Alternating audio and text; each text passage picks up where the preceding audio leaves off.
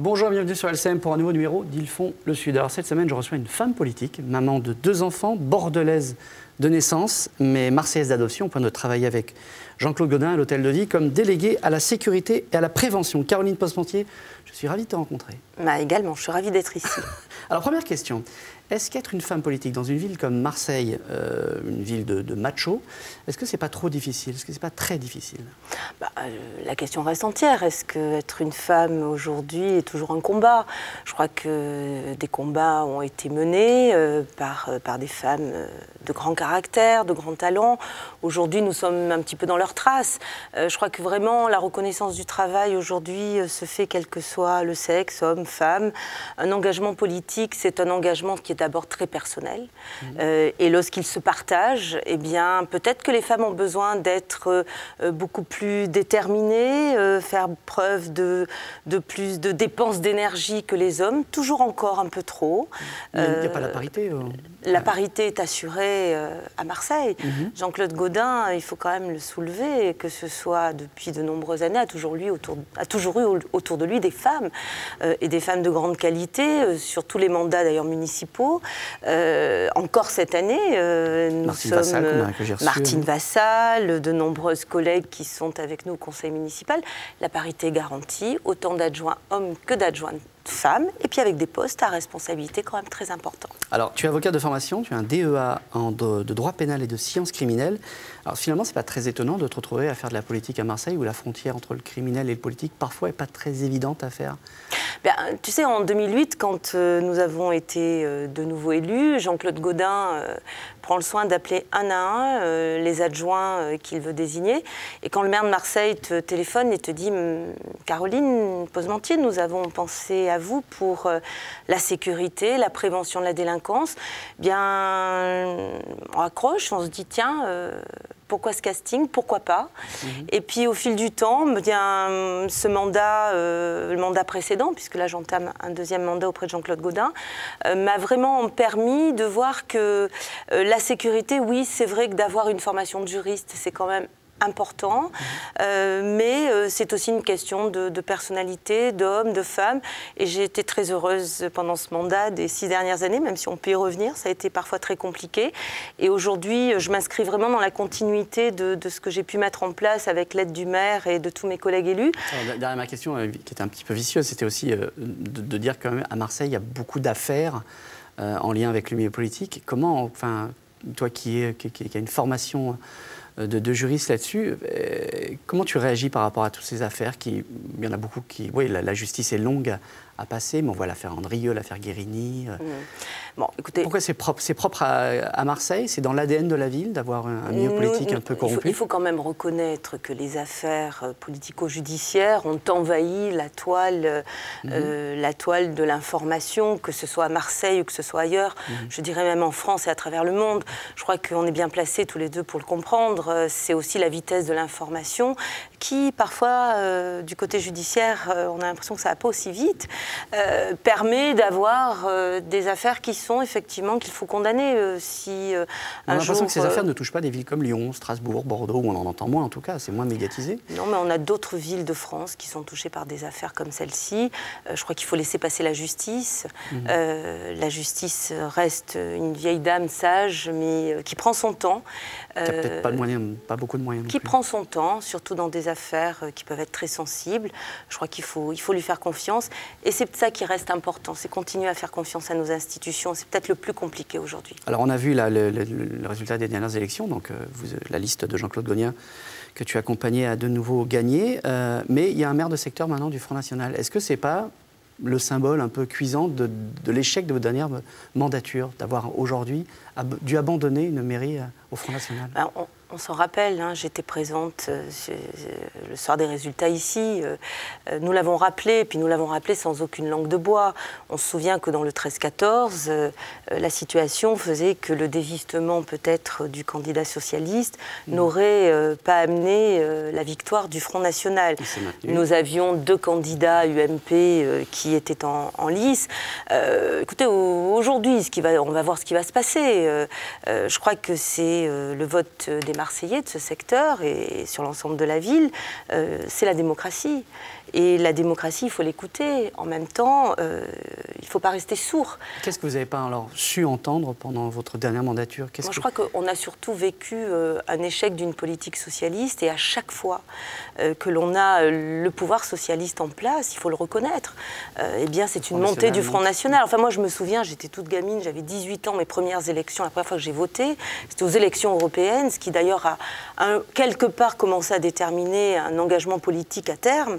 Eh bien c'est le candidat Jean-Marie Le Pen qui est rentré au Parlement européen, et ça reste indélébile, et nous avions à l'époque un gouvernement socialiste et qui en plus a perduré pendant quelques années. Alors, tu étais chargé de la sécurité pour la ville, et pendant toute la campagne, on a entendu Jean-Claude Gaudin dire « la sécurité, c'est pas au maire de la faire, c'est à l'État ». Donc en fait, ma question, c'est tu t'occupes de quoi concrètement, hein? Alors, le maire a raison de rappeler que la sécurité des biens et des personnes, c'est une compétence de l'État, c'est du régalien.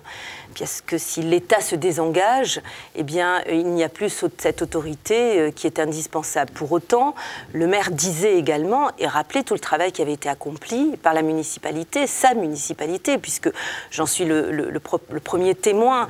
Dès 2010 et 2011, nous avons commencé à avoir une politique de sécurité et de prévention très volontariste. Nous avons renforcé les effectifs de la police municipale, nous avons armé notre police municipale, elle s'est modernisée avec des moyens technologiques nouveaux, et puis nous avons implanté les caméras de vidéoprotection. Il y a beaucoup de retard par rapport à d'autres villes. Ça a commencé très tard à Marseille. Ce qu'il faut savoir, c'est que tout ça, ça coûte énormément d'argent.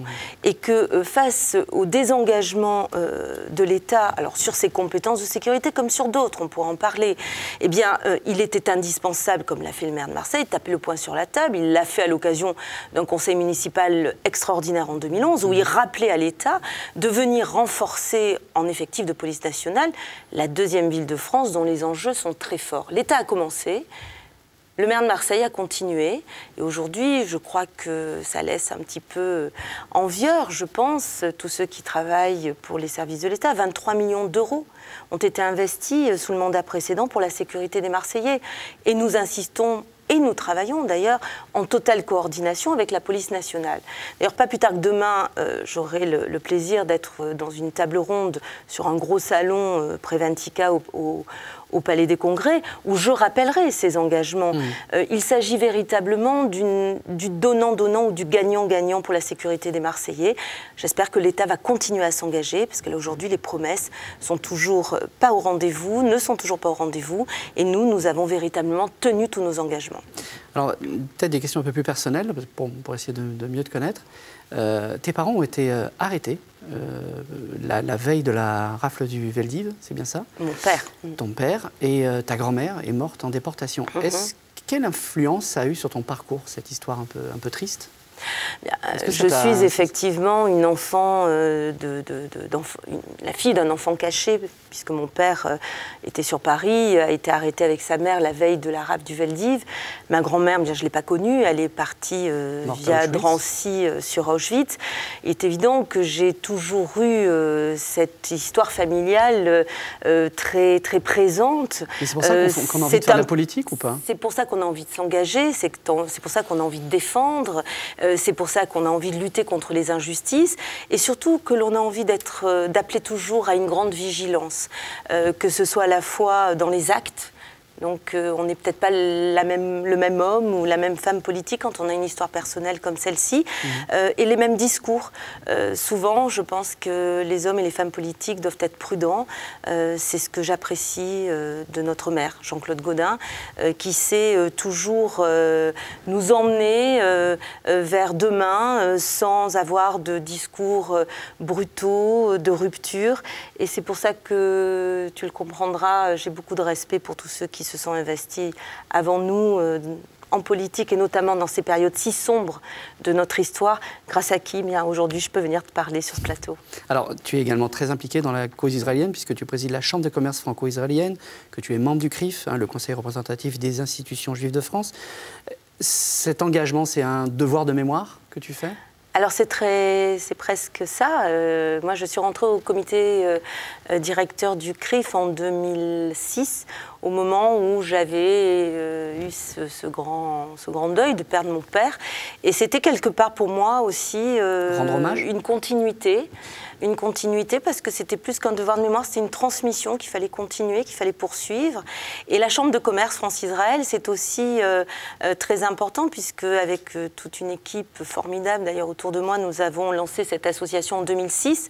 Je rappelle quand même souvent que cette Chambre de commerce bilatérale a vraiment pour objet de créer un pont entre les deux rives de la Méditerranée. C'est-à-dire que nous faisons effectivement, nous faisons la promotion des échanges avec Israël. Mais en Israël, nous faisons la promotion de notre territoire, du territoire Provence, de cette métropole de demain, parce que nous avons ici des talents, des richesses. Et je crois qu'au moment où on est sur la concurrence des territoires, eh bien, des chambres de commerce comme celle-ci, des associations, comme aussi l'Union des clubs bilatéraux auxquels nous appartenons, ont cette vocation de montrer que si on commence par l'économie, c'est bien aussi. On voit des choses extraordinaires dans les échanges commerciaux qui créent des liens d'amitié, des échanges culturels.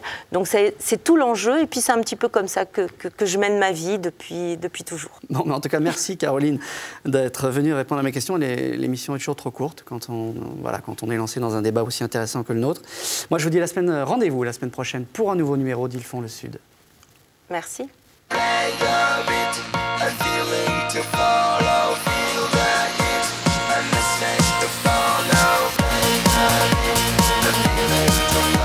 Pour revoir ce programme, lcm.fr.